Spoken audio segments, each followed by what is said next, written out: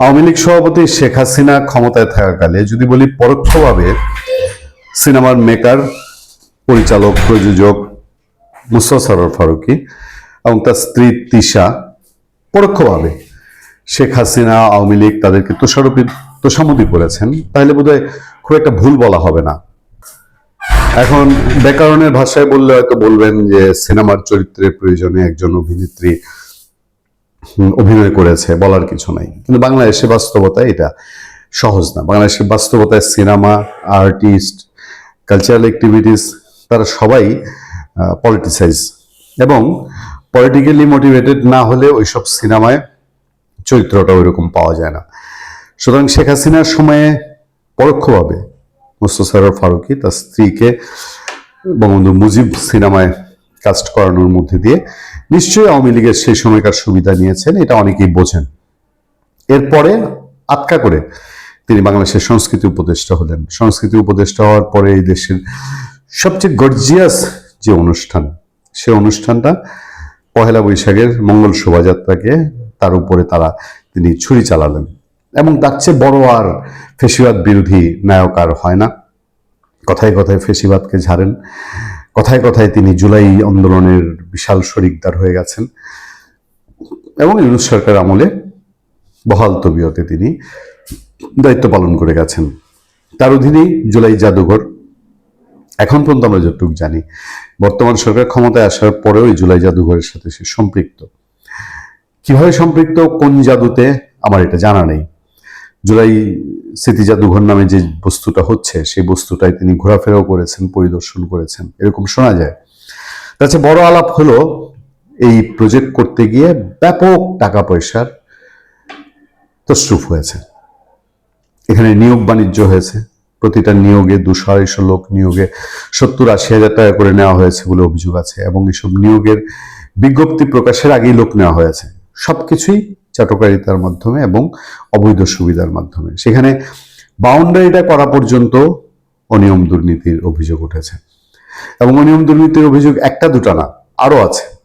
বিভিন্ন কালচারাল সংগঠনকে অনুদান দেওয়ার ব্যাপারে, সংস্কৃতি মন্ত্রণালয়ের অনুদান দেওয়ার ব্যাপারে মুস্তাফা সরোয়ার ফারুকীর অনিয়ম দুর্নীতির অভিযোগ উঠেছে, পত্রপত্রিকায় রিপোর্ট এসছে, এবং সেগুলো নিয়ে তোলপাড় কম হয়নি। এবার আরেকটা তোপ মেরেছে, একদম ব্রেকিং নিউজ বলতে পারেন, সেটা হচ্ছে দৈনিক মানবজমিন। হেডলাইনটাই শোনেন, একটা মানুষ কিভাবে সম্ভব ডেলি 56,000 টাকার নাস্তা করে। কিন্তু রাক্ষসের পক্ষেও সম্ভব না। মুস্তাফা সরোয়ার ফারুকী সেই রাক্ষসরূপী হয়ে গিয়েছিলেন কিনা, তার ডেলি খাবারের বিল, নাস্তার বিল, মূল খাবার জানি না, নাস্তার বিলে নাকি 56,000 টাকা। নাস্তার বিল লাখ টাকা। নিয়োগ বিজ্ঞপ্তির আগেই নেওয়া হয় ভাইবা। এলাহি কারবার ফারুকীর। মানবজমিনের রিপোর্ট। জুলাই গণ অভ্যুত্থান স্মৃতি জাদুঘর নির্মাণ প্রকল্পে এলাহি কারবারে ব্যস্ত ছিলেন সাবেক সংস্কৃতি বিষয়ক উপদেষ্টা মুস্তাফা সরোয়ার ফারুকী। 100 কোটি টাকার এই প্রকল্প এখনো আলোর মুখ দেখেনি। গত বছরের আগস্টে উদ্বোধন করার কথা থাকলেও এখনো সেখানে কাজ চলছে।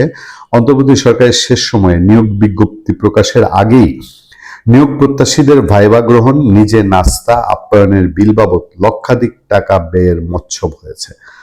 যে হোটেল থেকে লাখ টাকার খাবারের বিল করা হয়েছে, তারাও বিলের তথ্য পেয়ে আজব, তাজ্জব। সম্প্রতি গভীর রাতে ভাইবা নেয়ার একটি ভিডিও প্রকাশের পর নতুন করে আলোচনায় আসে এই প্রকল্প।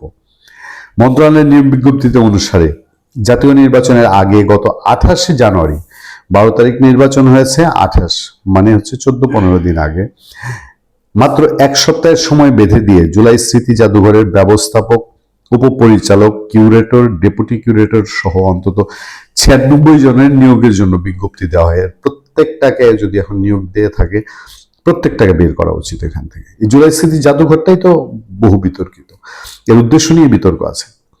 ওই নিয়োগের আবেদনের সময় বেঁধে দেওয়া হয়েছিল 4 ফেব্রুয়ারি পর্যন্ত। মানবজমিনের হাতে আসা সিসিটিভি ফুটেজে দেখা যায়, নিয়োগ বিজ্ঞপ্তি প্রকাশের ঠিক 2 দিন আগে, অর্থাৎ গত 26 জানুয়ারি থেকেই জাদুঘরের ওই 62 পদের জন্য মৌখিক পরীক্ষা নেওয়া শুরু হয়ে যায়। অফিস সময় শেষ বিকাল 5টা থেকে জাতীয় জাদুঘরের সোফিয়া কামাল মিলনায়তন ও সিনে কমপ্লেক্সে হওয়া ওই মৌখিক পরীক্ষা চলে রাত 12টা পর্যন্ত। 26 থেকে 31শে জানুয়ারি পর্যন্ত গোপনে অন্তত শতাধিক কথিত প্রার্থীর মৌখিক পরীক্ষা নেওয়া হয়। গত 26শে জানুয়ারির সিসিটিভি ফুটেজে দেখা যায় রাত 8টার পর সুফিয়া কামাল মিলনায়তন ও সিনে কমপ্লেক্সের করিডোরে একের পর এক লোক প্রবেশ করছে। কারো হাতে কাগজের খাম, কারো হাতে কাগজপত্র ভরা শপিং ব্যাগ। কেউ আবার আগতদের কাগজ পরীক্ষা করে এক একজন করে ভেতরে পাঠাচ্ছে। ভেতর থেকে অনেকে আবার হাসি মুখে বের হয়ে আসছে। ওই রাতে জাতীয় জাদুঘরের সিনেপ্লেক্সের দায়িত্বে থাকা নাজি মণ্ডল তিনি বলছেন, নিয়মিত অফিস সময়ের পর জাদুঘরে প্রবেশ করেন চাকরি প্রার্থীরা। আমিও সে সময় ডিউটিতে ছিলাম।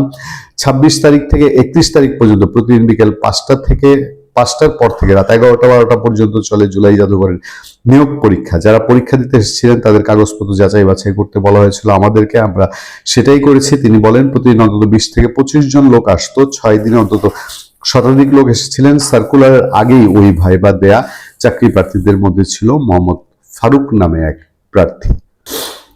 ফারুকের বক্তব্য এখানে তুলে ধরা হয়েছে, যেটাও খুবই হাস্যকর বক্তব্য, আপনারা এটা পড়ে নেবেন।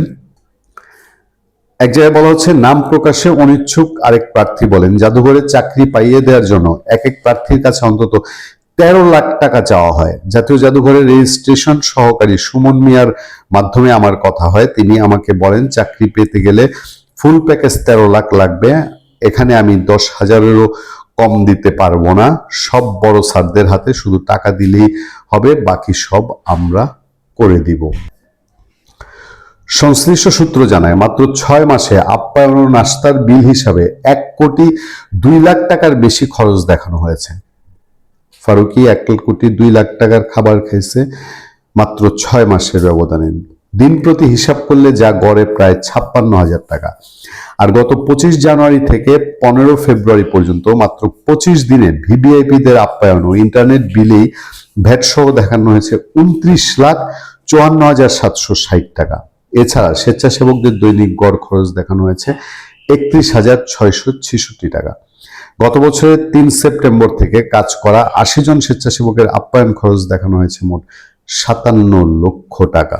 গত 6 October Islamic world educational scientific and cultural organisation মহাপরিচালক ডাক্তার সেলিম এম আল মালিকের একদিনের জাদুঘর পরিদর্শনে আসা আপ্যায়নী বিল তোলা হয়েছে 70,000 টাকা। এর বাইরেও জুলাই স্মৃতি জাদুঘরের অদূরে মোহাম্মদপুরের আড্ডা প্রবর্তনা রেস্টুরেন্ট, যেটা ফরহাদ মাজারের স্ত্রীর, আড্ডা প্রবর্তনা রেস্টুরেন্টের নাম দেখিয়ে বিভিন্ন সভা অনুষ্ঠানের নামে 10,28,515 টাকার বিল করা হয়েছে। বিভিন্ন কর্নার উদ্বোধনের ওই রেস্টুরেন্টের নামে একদিনই নাস্তার বিল করা হয়েছে 1,43,000 টাকা। লাইট লাগানোর খরচ দেখানো হয়েছে 38,02,174 টাকা। আর কিছু কি দর্শক আপনাদের জানার বাকি আছে? আর কিছু কি শোনার বাকি আছে? ইউনূসের সোনার ছেলেদের আমলে সোনার মোস্তফা সরোয়ার ফারুকী এই দেশটাকে কি পেয়ে গিয়েছিল 18টা মাস। যদিও ইউনূস সরকারের শুরুতে সে সংস্কৃতি উপদেষ্টা যোগ দেয়নি, কিন্তু যেই কয়দিনে ছিল, এই কয়দিনে এই যে সুন্দর মুখোশ চেহারার লোকগুলা কি মৎসবটাই চালিয়েছে আমাদের এই দেশটার উপরে। ভালো থাকবেন, সুস্থ থাকবেন। আপনার সাথে আমি আতিক রহমান, পূর্ণিয়া।